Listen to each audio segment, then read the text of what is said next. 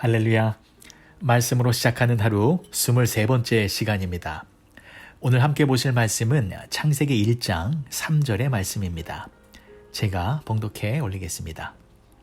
하나님이 가라사대 빛이 있으라 하심에 빛이 있었고. 아멘. 우리는 이 가라사대라고 하는 말이 참 익숙한 사람들입니다.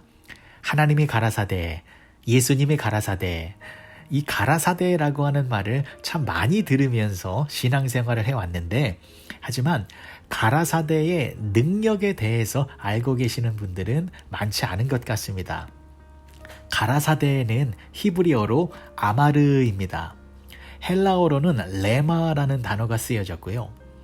이 가라사대 아마르의 뜻이 뭐냐면 말하다, 선포하다, 명령하다라는 뜻을 가지고 있습니다.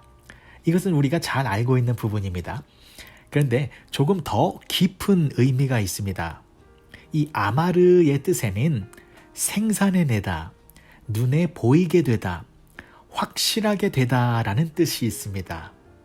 그러니까 가라사대라고 하는 말의 뜻은 단순히 말을 전하고 말만을 내뱉는 것이 아니라 그 말의 내용을 구체화시키고 생산해내고 분명하게 드러낸다라는 것입니다.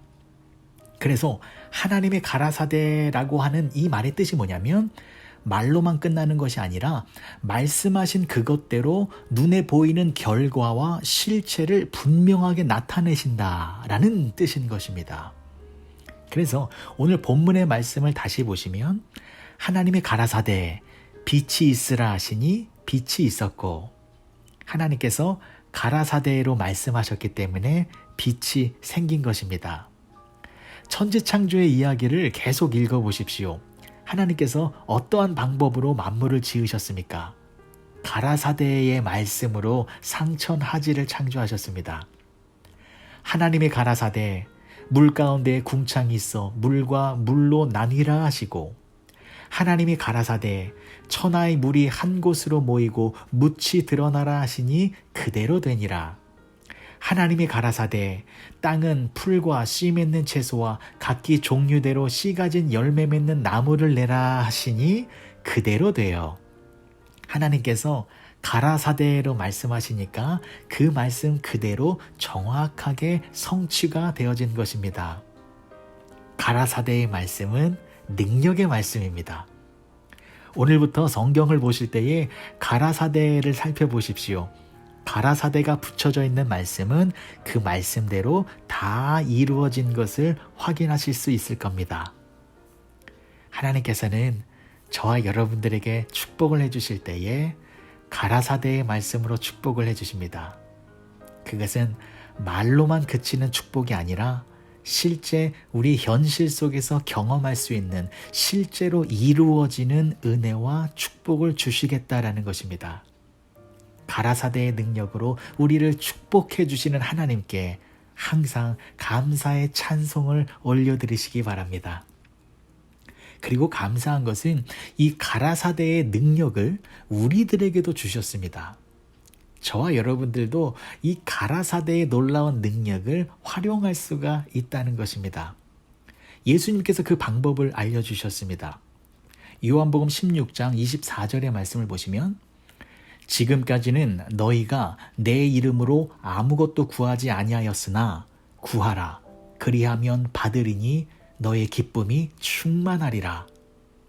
우리가 가라사대의 능력을 활용할 수 있는 방법은 예수님의 이름으로 기도하면 된다라는 것입니다. 예수님의 이름으로 간구하면 그 구한 것을 받게 될 것이고 그러면 기쁨이 충만해진다고 합니다. 여러분, 예수님은 누구입니까? 하나님의 말씀이십니다. 말씀이 육신이 되어 이 땅에 오신 분이 예수님이십니다.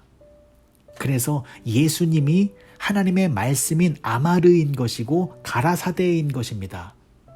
그래서 예수님의 이름으로 기도한다라는 것은 아마르, 가라사대의 능력으로 기도한다라는 것입니다. 다른 이름이 아닙니다. 다른 존재가 아닙니다.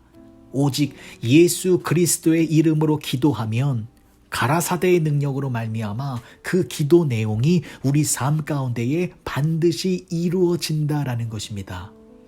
예수님의 이름으로 기도하셔서 가라사대의 축복이 여러분 모두에게 넘쳐나기를 간절히 축복합니다.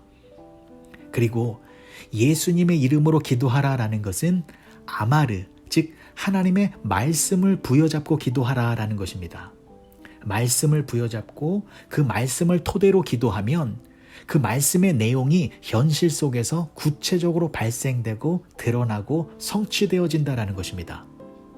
그래서 내가 만약 병에 걸렸다면 하나님 나를 고쳐주세요, 나의 질병을 치료해 주세요 라고 무작정 기도하기보다는 예수님께서 말씀으로 중풍병자를 고치셨습니다. 말씀으로 안진뱅이를 일으키셨고 심지어 죽은 나사로도 말씀으로 살리셨습니다. 그 말씀을 제가 믿습니다.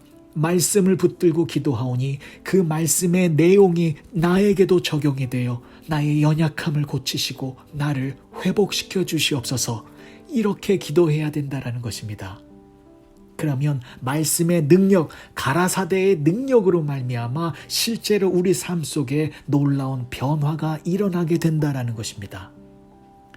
베드로가 밤새도록 고기를 잡았으나 한 마리도 잡지를 못했습니다. 그때 예수님께서 이렇게 말씀해 주셨습니다.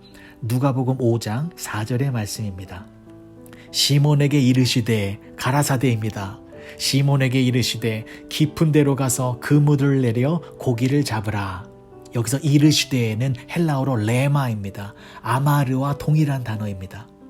그 말씀을 듣고 베드로가 이렇게 말을 합니다. 누가복음 5장 5절의 말씀을 보시면 시몬이 대답하여 가로되 선생이여 우리들이 밤이 맞도록 수고를 하였으되 얻은 것이 없지만은 말씀에 의지하여 내가 그물을 내리리이다 하고 말씀을 붙들고 순종한 것입니다.